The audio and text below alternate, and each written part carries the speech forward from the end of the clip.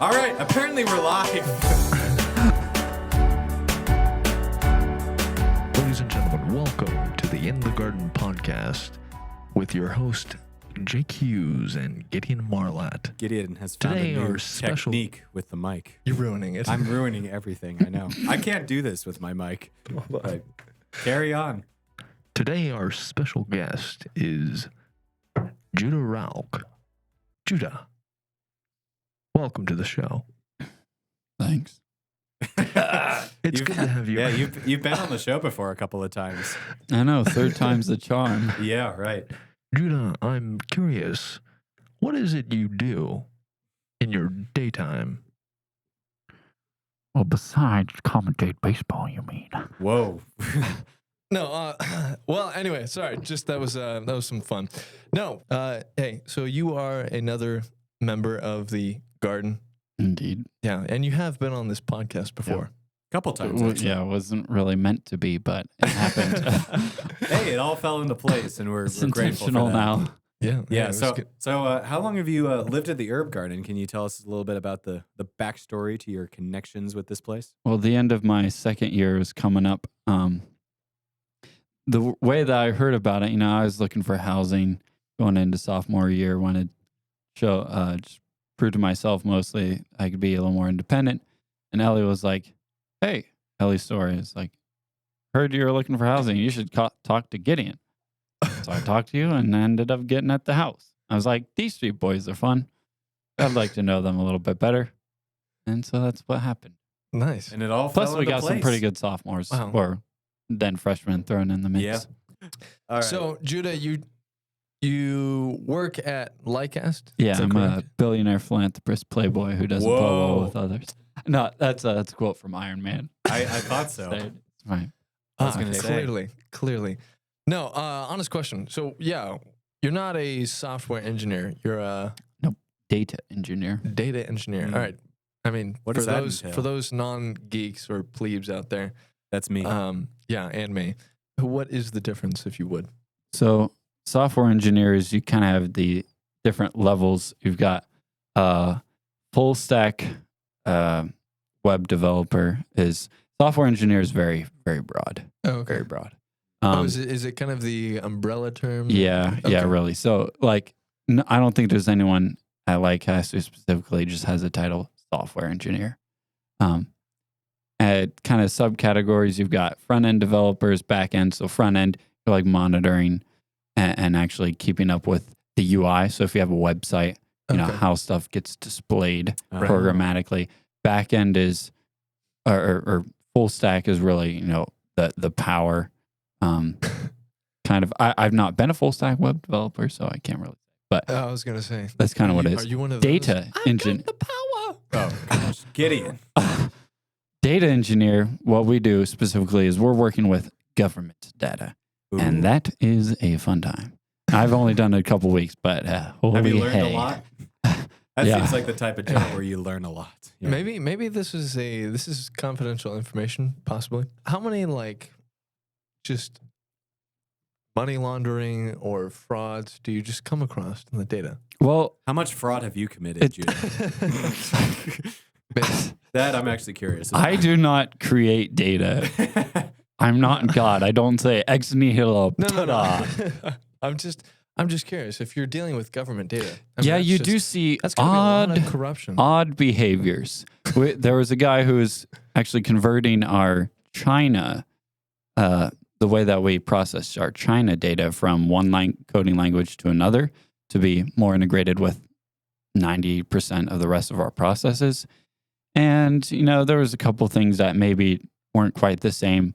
But then again, it's China, and it's pretty much the worst country that you could get occupation data or industry data, population data. Are they just It's lying like if straight you're a up? couple million people off, it probably doesn't matter. It's fine. Yeah. All those million people, never mind, we'll skip that joke.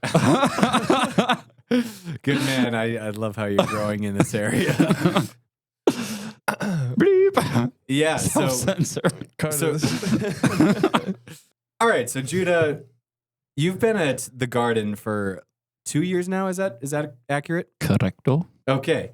And we've known you long enough. I mean, I'm your roommate, Mhm. and of course, I've known you since like third grade. Mhm. But the rest of us at the house have.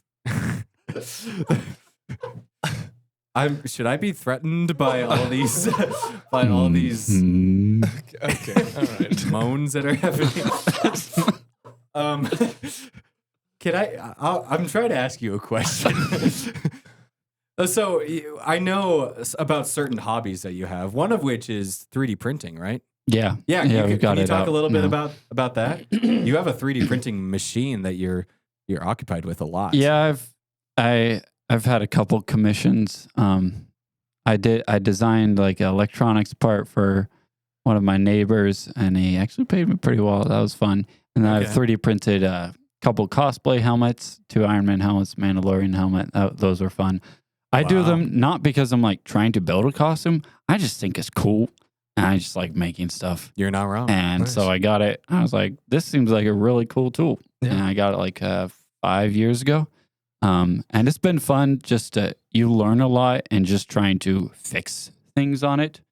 When it occasionally goes bad, it's frustrating, but man, it's satisfying when you get it working again. Yeah. Nice. Yeah. And then, I've 3D printed, a part for a blender, all sorts of stuff, a flamethrower, Whoa. a very small flamethrower. I've seen the machine in action, and it is indeed really, really cool to see it. Yeah, it just basically squirts plastic, one way to say it. multiple layers, thinner than a millimeter at a time, and so you can get a pretty fine, and you can even adjust that. There's tons of different settings in it, and just heats it up to 200 degrees Celsius or 220, or just depends on the material. Yeah. There's tons of different materials as well. Like the amount of you've got different. So there's PETG, which is like what some water bottles are made out of. PLA, which is a polycarbonate. ABS, which is what Legos are made out of. It's Oh, a wow. plastic. It's kind of stinky. And these all have different qualities. Some are stretcher. You can get some that's very flexible, even when it's printed in a form. A guy Yeah. made shoes out of it. Shoes. Yeah, he 3D printed shoes. One was so flexible though. He said when he was running on it, he thought he'd break his ankle because it's you can just like fold the shoe up. There's ones with metal like flex or Filaments? Yeah, Filaments? yeah. Yeah. I mean, the plastic itself is called filament, so it's put into it. It's a little more abrasive of a plastic, Oh, okay. but it's also a little heavier and it has a little bit of a sheen to it when you print it. There's glow in the dark, clear, color changing, Oh, wow. tons of different. Color changing? Yeah, Whoa. Like when you apply heat. yeah, temperature, or there's just it's a different color just through the plastic. Nice. And so prints can take 2 minutes to days to finish, depending on how big they are. Yeah. Okay, so how much did this machine run you? 200. $200? Yeah, I wanted to get Not a fairly big one that you can get, commercially, and It's not bad. if you get it to be built, I got it. It was mostly not together. I wanted to put it together. I just as a project in its own. Yeah. And so it only cost $200. Not bad. It took like 6 freaking months to get here though from China. Really? Yeah. Well, hey. Is that where they came from? Yeah. Is that where most of them come from? Some, yeah, at least. Okay. Creality is the brand if anyone is interested in looking. They're very good beginner printers. Yeah. Not a sponsor, by the way. No. Now, did you say you were making a fully functional gun? Yeah, so I printed pretty much any part that you would hold or is visible, except for like the muzzle brake. And I haven't printed the stock yet, just in case it doesn't work. Yeah. And then the internal parts it was an AR conversion kit, so it's pretty simple. It classifies as a pistol, which under the new stupid ATF rule that's coming, those are now illegal, and you can be a felon if you have a AR pistol, not like pistol length carbine, but if it's got the little pistol brace, those are legal now. God. Thanks, ADF. Isn't that going to Supreme Court, by the way? I think it might be, but It ought to. yeah, it probably will be at some point if it isn't. I was just listening to this today. I forget exactly. Wow. So it's a it's not a handgun. No. Okay. It's not a handgun. It is a rifle looking. There are tons of Okay, there are lots of different places that you can find these files. Some you pay for them, which would make sense. Several places are free. If you're curious, the catalog, controlpew.com. And then on Twitter and stuff, there's some pretty fun just like gun content, but then mostly 3D printed gun content. Yeah. Interesting. So people I kind of subscribe to, like to see their stuff is Dr. Death. Yeah, that's quality content, I guess. Sounds pretty much accurate. Yeah. PSR, print, shoot, repeat, which you all have heard me play his songs around the house. He's funny. He's so funny. Navigo Boom. Goodness. These are the best names. Like the best guy, probably the best guy, because he also designs his own, is Hoffman Tactical. Okay, that's the difference between. He sounds legit. Actually legit. And Oh yeah, he's like my age too. He's our age. He's very young. Oh. Really? Yeah, most of a couple of these guys are, Oh, really? and they're even just doing the designs and printing them and testing them. Wow. They're Sheesh. pretty talented. That's dudes. fantastic. Okay, so how Hoffman new- So Hoffman Tactical actually designed recently. Within the past month, he put out a design called the Orca, which is a fully printed in one sense, AR-15, and it is the sleekest thing. And there's a reason it's called the Orca. It has like almost no sharp edges on it. It is. Yeah. It is. It's not clunky, and he's printed to himself, like a 1.0 and a 2.0 version. They both have several hundred rounds. One of them has over 1,000 rounds through it, and hasn't blown up. Because that's the thing. This industry has kind of started like 10 years ago with the, I think it was called the Liberator. Yeah. Which is probably the gun that you think of if anyone thinks of a 3D printed gun. It's a little clunky thing that looks like a nail gun or something. It just looks weird. And that thing is almost entirely 3D printed. When these other ones, like the Orca says 3D printed, you still have a metal parts kit inside. Okay. But almost everything you see is 3D printed. So it's not just like a part or two. Interesting. Okay, well, The Liberator, even the way that the action worked to fire it, and is a one-shot gun. So, it could be taken through security, and then you basically just put a nail in it, and you could get like one shot. But these other ones are not that way. They still classify as ghost guns as long as they don't have a serial number, which whatever you print, you're probably not going to print a serial number, which is unconstitutional. If we want to get there, we can. But anyway, yeah. So they're all technically called ghost guns, which in some states is illegal, and others like Idaho, it's not. Okay. But to sell them is. Oh, okay. So almost every state has a regulation towards them. It's just whether or not you can own them or not. You make them yourself. Yeah. Okay. Oh, Buy them. All right. So I'm curious. You said it's been around for about 10 years. Yep. And it's got guns that are obviously having at least 1,000 rounds.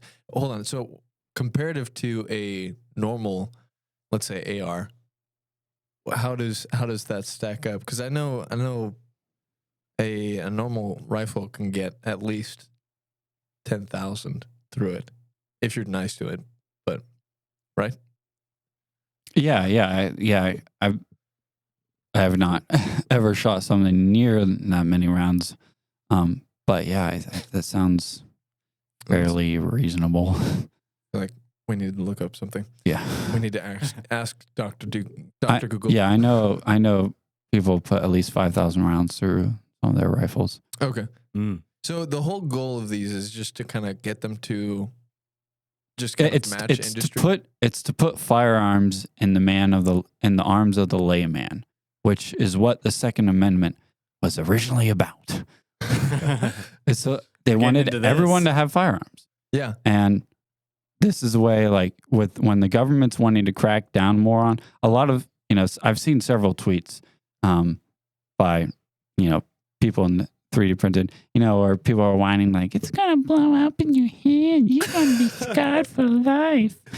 Hold on. That's what they sound like? I didn't quite hear that. Can you do it again? It's going to blow up in your hand. And then they'll, like, just post trolls of like 15 seconds. They're just bang, bang, bang, bang, bang, bang with their 3D printed gun that's like bright orange. Does it blow up in their hand? Of course. No, these things almost never blow up. Even, you're not using a caliber that's, you're not going to, I don't know of any like 45s or anything really above 5.56. It's like 5.56, really? 22, 9 mil. So for something Basic use guns. Gotcha. So for something, anything like heavy duty. Yeah, you're not going to 3D print. Do they ever do like 308 special or is it just kind of like big? There might be something. I know that 'Cause people have that's- 3D printed like drum mags. Those are pretty wow. cool. I want to make one of those. Yes. It's like have a massive. Judah, do you remember that one Disputadio at the beginning of Disputadio. at the beginning of the year? Crisputadio. Crisputadio? I'm disturbed. Yeah, that's the most cursed name ever. The seniors had to do a declamation. I think the prompt was something along the lines of all men have a duty and a responsibility to carry and know how to use a firearm. Yeah, to know. Yeah, it was like to know how to use or something like that. Yeah.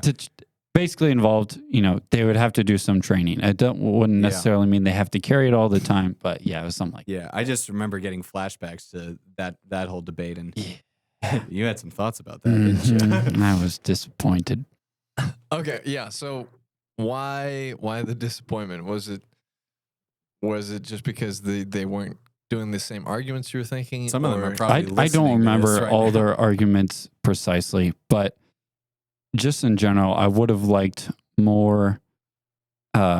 There's really, in my mind, there's 2 points. You have to prove that every man has a duty to protect, and then the implied step is, well, how do you protect best?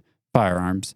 And then the other big point is, well, Second Amendment's your duty as an American. So first, your duty as a Christian or just, as a human. moral, a moral obligation, and then a loyalty obligation as an American to train with firearms. Okay. Or at least, to have some sort of competency. Right. That's a tall order for many of the men in our country today. Yeah, fair Yeah. enough. We'll Right. gloss over That fact. is a good rebuttal or semi rebuttal attempt at a rebuttal offer of Got it. anyway. Because by that you could say, well, we can reasonably exclude felons or handicap or reasonably Inept. unreasonably young, unreasonably old. Yeah. Inept. Yeah. Just, it would be unfair and just, what's the word? It would be unreasonable to argue that, no, you have to include everyone. Yeah. That's just a obtuse argument. Yeah. Yeah. So I'm. Why? Okay. So why would you say? Yeah. Every man needs to protect. Like if you're breaking it down into, human morals, satisfied by Christian morals, and then a further need because of American interest. Like what would be your reasons for those? Yeah. I'll start with the American interest. It's been said by pastors around here. I think it's might even be on Cross Politics or AR-500 ad. Every man has a duty to resist tyranny, and Amen. you're not really gonna unless you have Preacher. somehow found yourself in a seat of power or influence. You're not gonna really do that better than owning firearms, especially when every other country wants to get rid of them. Right. You're like, okay, if we look at the general characters of the nations around us and they're all wanting about the same thing, maybe we should just by instinct go against that and then really inspect and see what the motivation is. It's bad. Yeah. You take away yeah. And then on the moral side, I would say in general, it's easy to say every man has a duty to get a wife, have a family, if possible. That's what most men should have a vocation. That's the general trend. Right. That's And the standard. you're That's the not going to minimum. be able to protect them, which is your primary job. Right. You're not going to be able to protect them with anything other but a gun. Well, In What this about- time. I wanna What push about a back. 3D gun that's gonna blow up in their hands? Yeah, can we just stick with that? Or Yeah, that may work. If I can just clarify on 3D printed gun point. A lot of people aren't 3D printing these so that they can be, the primary reasons is government can't track them. You're probably not going to use it as your primary gun, but if you want to stockpile them, there's no better way to do it than 3D printed. that's a good point. And if you just want to, it's also an art. There's been like, not communities, there's like gatherings or competitions, and people will bring, their different designed guns that maybe someone else designed and they printed, or they designed and printed. And then they'll just show off. They'll have like a aesthetic competition and then a efficiency, like, how well do they actually work? Do they jam up more? One guy made one. It was super cool. It was like a red and black rifle, and it had like a Chinese dragon on the end. So it's just, it's literally spitting fire. It's so cool. I think he might have won for aesthetics. I need to Google that. and then, people are bringing them, sometimes different colors, sometimes normal colors. It's fun. So it's an art too, which is strange because you don't really, other than this industry, you don't think of like gun making as an art as much. No. But with 3D printing, it is much more so. Interesting. So That's kind of a tangent away from what we had been talking about. But Yeah. I thought it was that's fine. It's still a cool point. But to get back to that original point, why? So I was just So if every man's job is to protect his family primarily, there was a man who went into World War II D-Day and killed some people with a longbow and a broadsword. So obviously that does the trick deal too. with There was guns? Why not? Yeah. There's other options. Yeah, why guns? Was everyone doing that in World War II? No, it's no. So like a 1 in a million context, one guy was able to, but the rest of the million contexts, or all the rest of the million soldiers who went out there, they used guns. So you're saying that a man has the duty to use. You can the best? guess. You can maybe guess and hope that you or your family will happen if you get put in a chance like that. Be put in that 1 in a million. I'm not going to go with that. But Judah, I've seen like a lot of movies where people do just fine with hand-to-hand combat. I'm not really articulating deeply in the points, but really what I was just disappointed in is people didn't reference the Second Amendment as far as what it was originally meant for, which was resisting tyranny. They talked about like self-defense, and some talked about, protecting your family, but they like, yes, it can be used for the freedom to go hunting. It was ultimately for that the original founding fathers did not, if every man had a gun, then the government is going to be much more hesitant in, trying to take powers from you if the ones that they're actually trying to take powers from are stronger than them. Right. No, I think I agree with that. I think the point I was trying to eke out was just one of, there's a men while they have the duty to protect, I think also have a duty to use the best means for protection. And I think you find that nowhere else but in guns. Yeah. So, I mean, unless you can find something else. I mean, if we have our listeners in Britain, get a knife, or you can 3D print guns. I mean, they have found 3D printed guns in Britain, and people have gotten in trouble for them.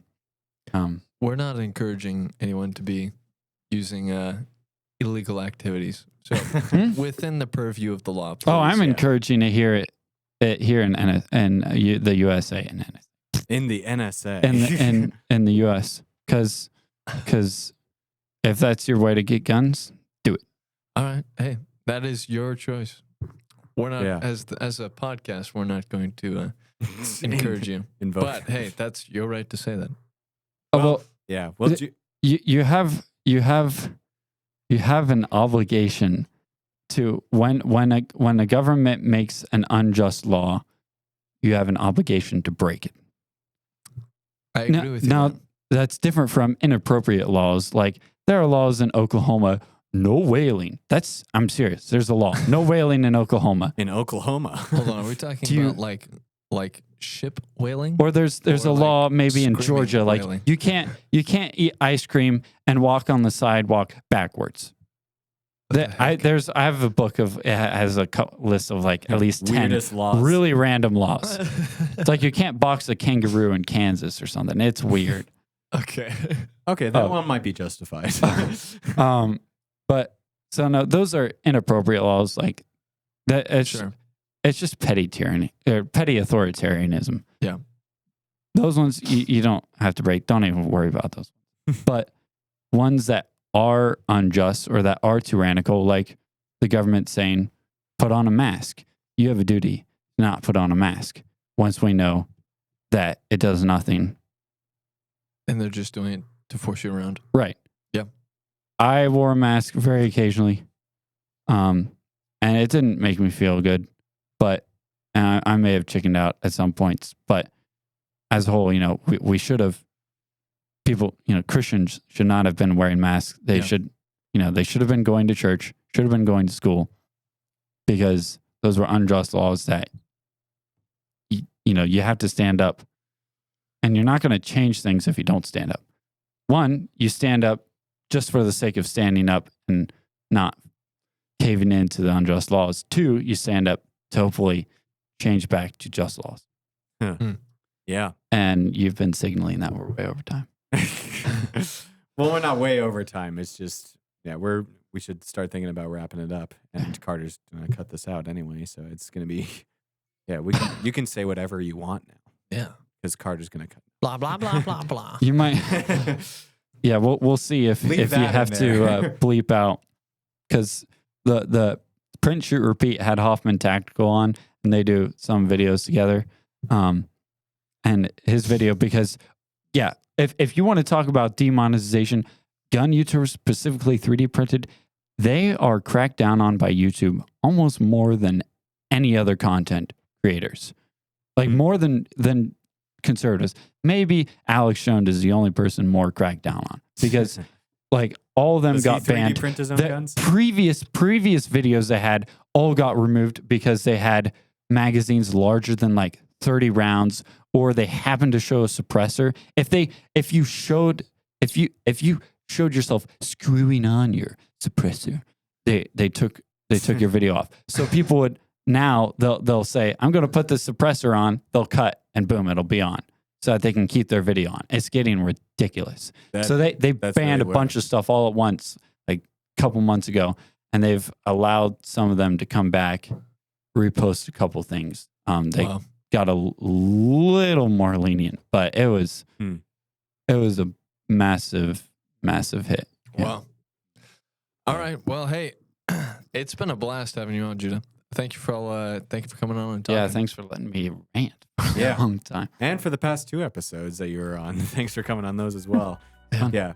Yeah, we're blessed to have you in the house, and we greatly appreciate you coming next on, time we so- should talk about the significance of dreams and hallucinations. Sorry, say that again. Dreams and hallucinations. As a first-hand witness to these dreams and Do hallucinations. dreams mean more? Yeah, we should, that could be cool. Oh gosh. Yeah. Well, Judah, thanks for coming on. We're going to sign off right here. Thank you, listeners, for tuning in. This is In the Garden with Jake Hughes. and Auf Gideon. Wiedersehen. Okay, really, Judah? You're just cutting me off in the middle of my outro. Okay. Do it again.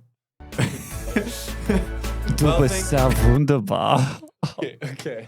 This is In the Garden with Jake Hughes and Gideon Marlatt and our special guest, Judah Rauch. Au revoir. I can't do it. I said you were very Adios. wonderful. Au revoir. Ciao.